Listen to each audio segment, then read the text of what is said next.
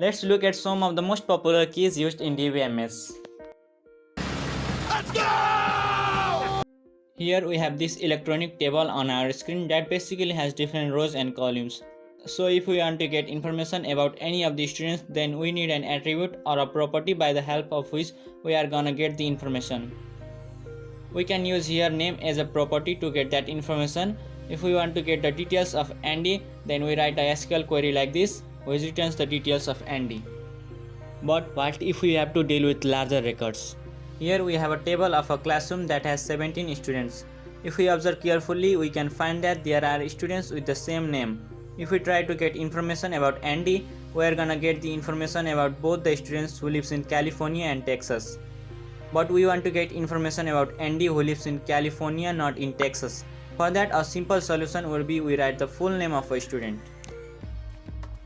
Okay, we solved the issue with Andy, but what if we want to get information about Henry who lives in New York? Again, the same problem. Now we have to search for the new property or so-called attribute which is capable of identifying each student uniquely. If we take address as a unique identifier, is that going to help us? Obviously not, because many students can live in the same place.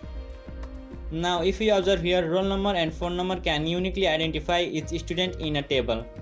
So these attributes are the unique identifier.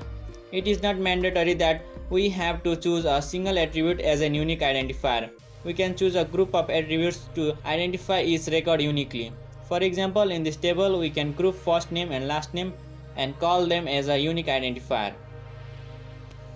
By the definition of candidate key, we have 3 candidate keys in this table and we have to choose one candidate key as a primary key. But you need to look at few things before setting any candidate key as a primary key. One of them is primary key cannot have a null value but candidate key can.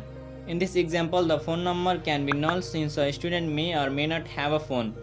But neither roll number nor the name of a student can be null. So roll number and full name are the winners here.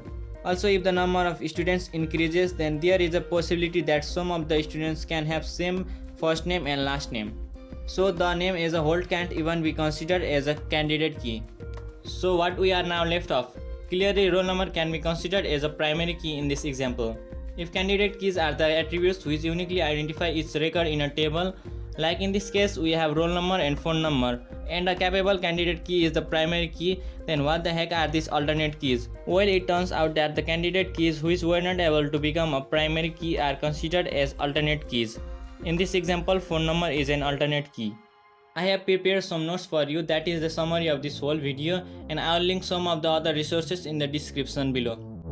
I was walking through the desert, the wind across my face, the heat upon my back, and something's out of place. Tell me how I got here, I hope this. That's it for this video. If you want to make a responsive website, then click on the left video, and if you want to host a website for free on the internet, then click on the right playlist.